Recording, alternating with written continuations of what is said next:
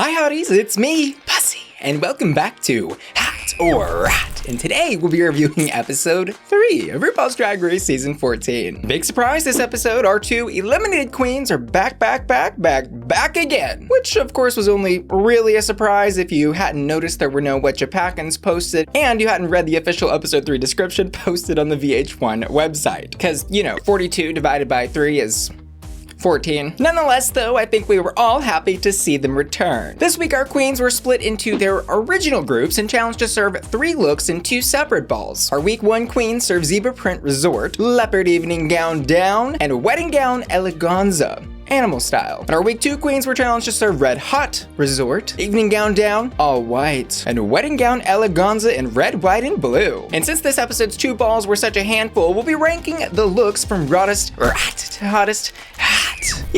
To make everything easier to swallow. But first, did you know that you could feel your best by looking your best? With the help of today's video sponsor, Manscaped. That's right, I'm talking about keeping your cracks, crevices, and rose bushes in tip-top shape this Valentine's Day season with the Performance Package 4.0. Let's see what's inside. My all-time favorite grooming product, the Lawnmower 4.0. It's cordless, it has wireless charging, and it's waterproof. When I'm out of the shower, I hit my Valentine's Day candies with a dose of the Crop Preserver Ball Deodorant. And for touch-ups before those special moments, I grab my Crop Reviver Ball Toner Spray and give myself a spritz. And now included in the performance package is the Weed Whacker Nose and Ear Hair Trimmer. Also available from Manscaped is the new Luxury Shears Stainless Steel Nail Kit and Body Wash. Look and feel your best with me this year by clicking the link in the description of my video to shop Manscaped. And use my promo code BUSSY to get 20% off with free international shipping, plus 2 free gifts. The Shed Travel Bag and a pair of Manscaped Anti-Chafing Boxer Briefs. Thanks Manscaped for sponsoring today's video. Now, let's see how our queens did in both of these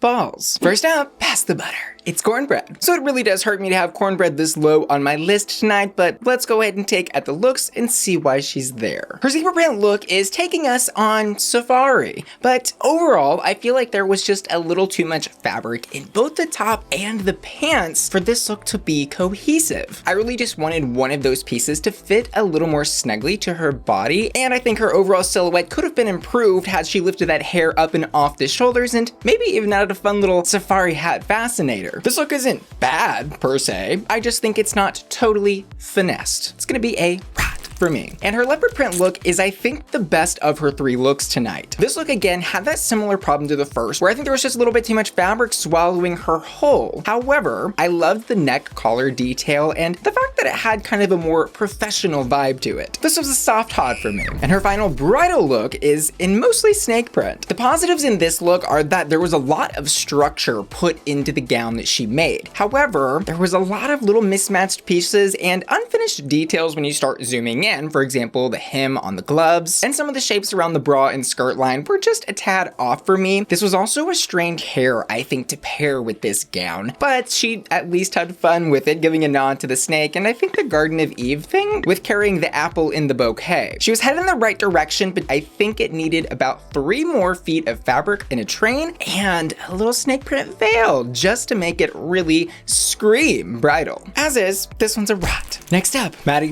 Morphosis. For her Red Hot Resort look, this is a little painfully pedestrian, as Michelle pointed out. And that isn't always a bad thing in a ball to have one look that has that more streetwear kind of vibe. However, if somebody's gonna go there, I think they really need to sell a character on the runway. And Maddy's character here was really just kind of everyday girl that shops at Forever 21. She did make this jumpsuit though, which I think is worth pointing out because it's not technically a bad piece. I just think it was not served well on the runway for this category. For that reason, it's a rot. And as for her white evening wear look, I thought this was not right, but it was okay. Positives here I want to praise her for are that she had a really unique vision for this category, and it is at least interesting to look at. The negatives here though are that the fit isn't great, and the pattern looks a little cheap, mostly because the stars and moons are all one size. Had she varied those shapes and sizes just ever so slightly throughout the pattern of the gown, then this could have been a lot more elevated. But because she at least had fun in this category, I'm gonna give this one a hot. And finally, welcome to the circus. The bottom part of the skirt in her bridal gown is very much giving me big top circus tent. And this gown, it's just kind of uninspired, which is a big reason I think that she ended up in the actual bottom this episode, and the reason that she's at the bottom of my list tonight. The thing that she's really gonna have to step it up on is serving it on the runway. As RuPaul said, she was kind of missing that like, "Row, row, kitty cat, I'm fierce." So yeah, this one's a rot. Her makeup was pretty though for all three looks, I've gotta say. Next up, we've got June, and in her zebra look, she said she's giving us old Hollywood royalty. I didn't quite necessarily get that fantasy from this look, but I thought this was successful for what it was. Simple, chic, kind of businessy even, I thought. It definitely gave me cocktails in the hotel bar vibes, which I think is really what this category was all about. I liked this zebra stripes. This look is hot. However, June did stumble a bit in the next look, literally. Her leopard print evening gown down look was, I think, at worst, just okay. Had she been a little more confident on the runway in this look and maybe tested out how much fabric was in this, could have been more successful. I don't think it's necessarily the worst thing in the world that she tripped. It happens. But I also wanted a little more vision from this look, so I'm gonna leave it at a rat. And as for her wedding gown, I think she was critiqued a little too harshly on this one, but this was kind of similar to Maddy, where she did not believe that she had the best gown on the runway. She was literally hiding the top half of it with all those leaves that were acting as a bouquet for her look. And her face was reading, damn, I'm not in love with what I'm wearing. But casting all that aside, I actually didn't have a major problem with the gown that she created. I thought the colors that she put together were pretty. She had a nice little train on it, and she looks pretty. She was really just missing that final little key there, which was confidence. So I'm gonna leave this look at a warming up. Next up, we're off to the races. We've got Alyssa Hunter in this jockey meets après-ski zebra print look. And I've gotta say, I went back and forth on this look several different times, but ultimately landed that it really just wasn't that great of a look. I think it was trying to do way too many things. I'm like, girl, are we skiing down a mountain or racing against Seabiscuit? Let's pick one. The fit of the shorts was strange. I didn't like seeing that black sweater fabric thing underneath the zebra print jacket, and I thought the cutoff of the socks was a little weird. She at least had an interesting vision and told a story, if it was a little confusing. But it is a rot. Her evening wear look, girl, one of the best of the night. Where was this girl for the whole runway? Where was she? She says she's channeling Miranda Priestley, and I absolutely see it. It's very fashion, modern, chic, fun, fresh. I love it. This look is hot. But for her final bridal look, we go back to head scratching. There's so many pieces and so much fabric all over her body. I don't love the nude illusion that she did with those two giant breast cup pieces in the front. And I also thought it was a really strange choice to do this bridal gown in a calf length. Overall, the shape and silhouette of this were, I think, its weakest points because they kind of made her read much older than she should have. This look was a rat.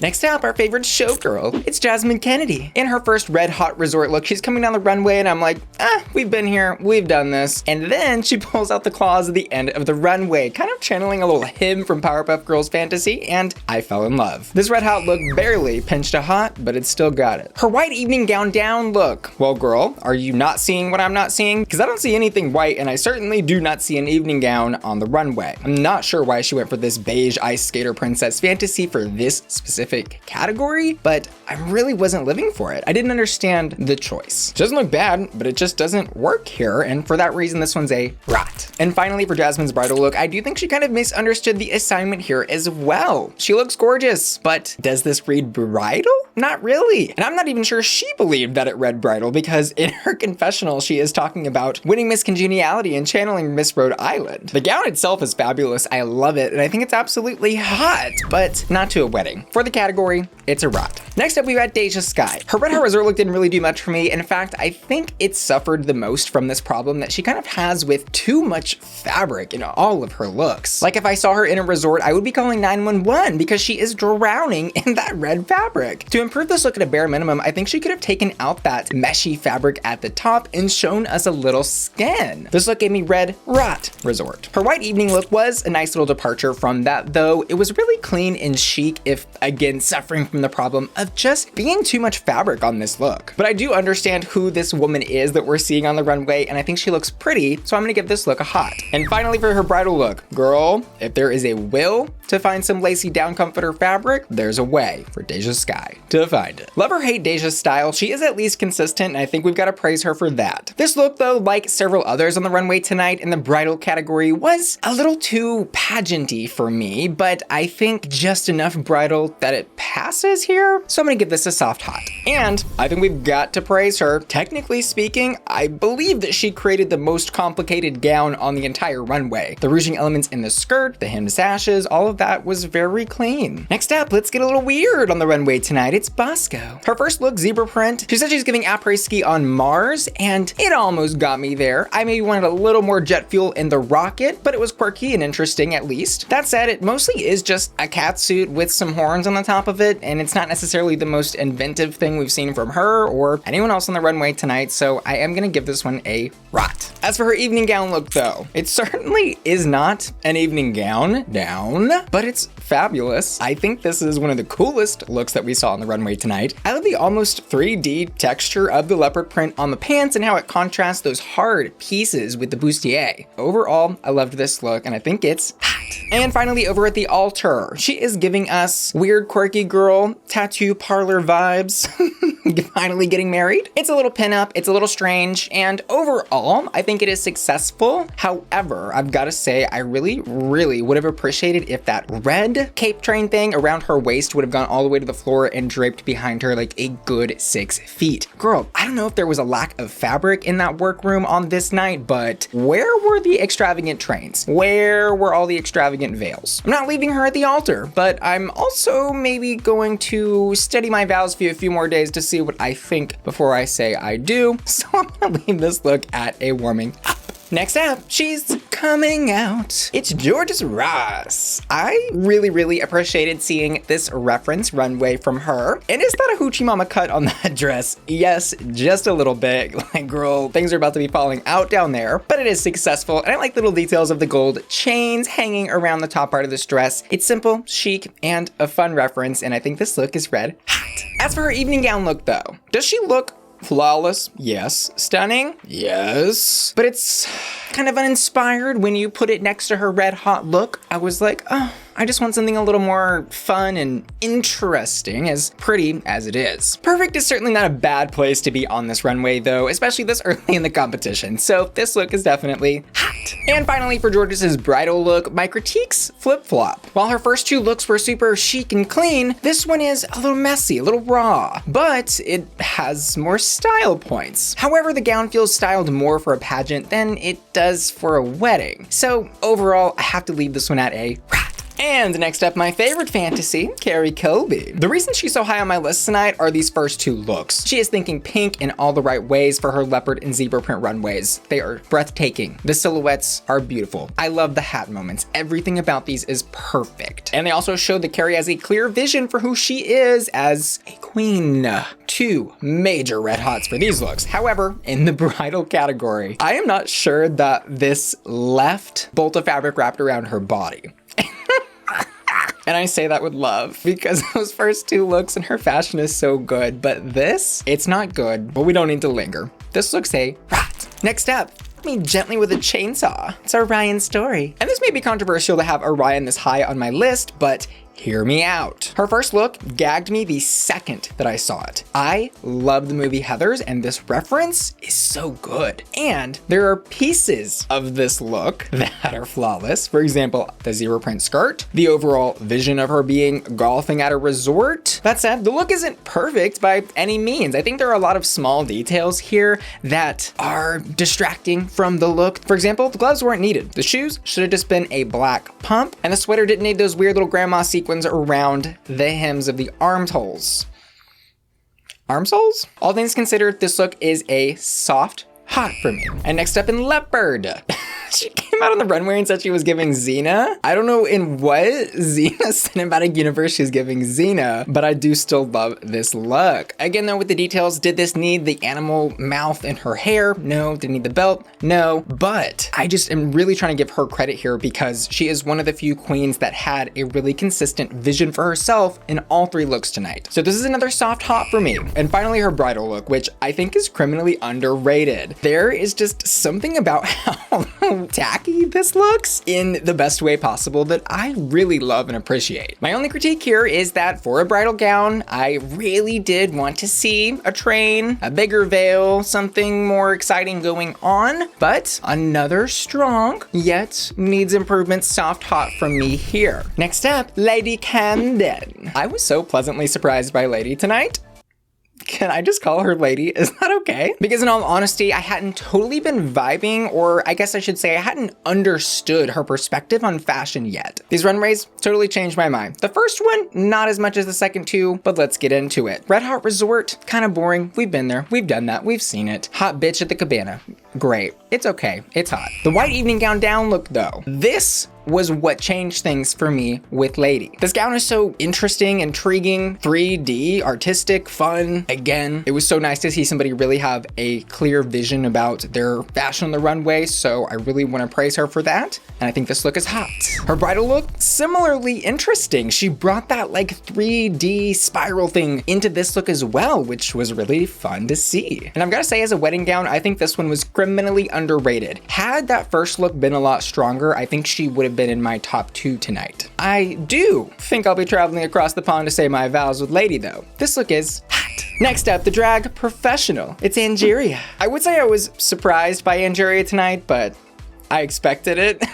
She did so good. This is her She knows what she looks like in a dress. She knows how to pick out things that look good on her body. She knows how to do drag. Her red hot look is this almost nightgown inspired red hot resort. Maybe she slipped this on in the middle of some activities to go and grab some ice from the ice machine and she's headed back to the room. Love it. I think this look is hot. And the evening gown down look, another really clean look from her. When it first came out, I was like, whatever. But the second I saw the pants, the jumpsuit underneath, that's when I gagged. Another hot look, check. And finally, her bridal look. This look for me stylistically isn't something that I would choose. However, I think she looks so damn good in it. I just totally respect everything that she has done here. She has done some really great sewing, gown construction, the details in it 100% reads bridal, thank God. The only thing I'd change, I don't love all the stones in the center. I think they maybe could have been arranged a little differently to improve it, but this look is phenomenally hot. And next up, is that a dragonfly in her mouth, or is she just happy to see us? I've been talking a lot tonight about perspective and these queens having a clear vision of who they are, and this is why Daya Betty is so high on my list tonight. Every time I saw Daya come out on the runway, I felt a little more in love. And most importantly, she serves a clean look. May not be everybody's cup of tea style-wise, but clean looks. Her Red Hot Resort is this like freaky doll thing going on. I don't even know what this is. The proportions are strange. I'm like a little freaked out, but I'm also enjoying it a lot. It's so different. Thank you. Hot look. And her evening gown down look. One of my favorites from the entire runway. All 42 looks. She is giving me Gaga as the Countess from American Horror Story, and I think it was an intentional reference, but if it wasn't, then great, still love it. This look is hot. And her bridal look. Again, very weird, very strange, but I'm loving finding out who Diabetica, as Kornbread calls her, is, and the construction of this gown is phenomenal. I think she looks like ribbons all put together, and the silhouette on the top and bottom are just really fun and inspired, and I love this look as well, so it's gonna be a hot. And finally, it's time for a little Willow pill. She is a sleeper hit in this competition in every single way. She's so soft and shy and unassuming that you do not expect her to come out on the runway and slay at the house down boots. Yes, mama. Yes, God. Okay. But she did. Her first look, the zebra print, caught me kind of off guard. I was like, who is this girl? And then I looked a little closer and saw the different colors of zebra, and I was like, oh, I think I like it. This look is hot. And then we moved into that black leopard print evening gown down, and I choked, I spit, I died, and I was reborn. She looks great. And I'm buzzing for that 90s beehive. Mama, this look is hot. And finally, for her bridal look. Thank you, Willow. Thank you for giving us bridal. I love that the veil was like that eye mask piece. That, once I realized that's what that was, I was like, I'm dead, I'm done, I'm cooked, I'm roasted, I'm toasted. This is it. Definitely, I think she deserved to be at the top tonight. Congratulations, Willow, on all of these looks. Overall, I thought this ball was really interesting, although I've got to say it was a lot to take in with 42 looks. I found myself just overwhelmed with the amount of runways that we saw, and as cool as it is that we got to see so much from each queen and really get a better understanding of who they were, I almost wish they had done in the balls the first 2 episodes, and then the talent show this one. It also would have made more sense considering they did 2 balls in 1, which had to have made it more difficult to judge from the judging perspective, right? I do think that the animal print queens were at a clear disadvantage in that bridal section, or they were all just consistently not quite as good with a sewing machine. Not sure which. So Willow takes the win, deservedly so, and the bottom 2 turn out to be Maddy and June. And while it's definitely debatable who should have been in the bottom 2 tonight, I think it made sense to choose them because of the 14 queens, they were the most lacking in presence on the stage. And that typically is more important to the judges in the balls than I think the actual garments that they're presenting. I did react to these runways and this lip sync over on my Patreon at patreon.com/bussyqueen. That's my members only website where my patron family gets exclusive member benefits like early access to my videos, access to exclusive videos, and access to the Bussy Queen Discord server. You can join by clicking the link in the description of this video. See you there. Well, my final thoughts on this lip sync are that I think Maddy deserved the win. She finally stepped out of her shell a little bit in the lip sync, and June, I think, was her own saboteur here. She was almost completely out of drag by the end of the lip sync, and it's season 14. We know RuPaul doesn't like that. And I also asked my patrons to vote on their hottest hots, and tonight they've chosen Willow. And I also wanted to take a second to quickly address some comments that I've been seeing on my videos. Y'all have been asking how there are comments on them before the video goes live. And the answer to that is my patrons get early access to my YouTube videos. I also wanted to quickly point out, if you're new here, that when you see a look in my video that has a little icon on it, that means a patron has voted for that look or that queen in that respective runway. Again, you can get all these benefits and more and support the channel over at patreon.com/bussyqueen. As always though, I'd love to know what y'all thought about this ball. What are you thinking about this episode? Who would be your pick to win? And which queens would you have put in the bottom 2? And I also want to say thanks to you for watching today's video, and thank you to today's video sponsor, Manscaped, who you can check out using the link in the description of this video, and my generous patrons. I also want to give a special shout out to Lark, Aliao, Angel, Cyrus, Felicia, Hector Simancas, JB Jeffrey, Joseph, Josh Marchant, JP in Dallas, Laura, Lisette, Matthew Burns, Matthew Bauer, Maxie LaWow, Miss F, Neely, Scooby Snacks, Sailor, Steven, Tom Jaco, Tom Young, Topher, Triton, Wheelie, and Yiji, who are all supporting me at my Bussy Queen Collector tier. See y'all later. Love ya. Bye.